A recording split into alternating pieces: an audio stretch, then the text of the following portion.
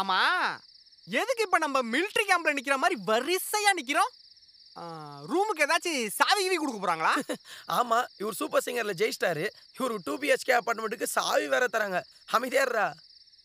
இங்க பாரு புஜ்ஜு, இவன் இந்த மாதிரிலாம் பேசிட்டு இருந்தான்னு வை, பல்லகளெல்லாம் அடிச்சு கழட்டி போடுவோம் பாத்துக்க. டேய், ரூல்ஸ் அண்ட் ரெகுலேஷன் சொல்றதுக்காக வார்டன் தானே இங்க வச்சிருக்காரு. கம்மன் அமைதியா நில்லுங்கடா. வார்டனா? யார் அந்த வார்டனு? பயங்கரமான ஆளா இருப்பாரோ?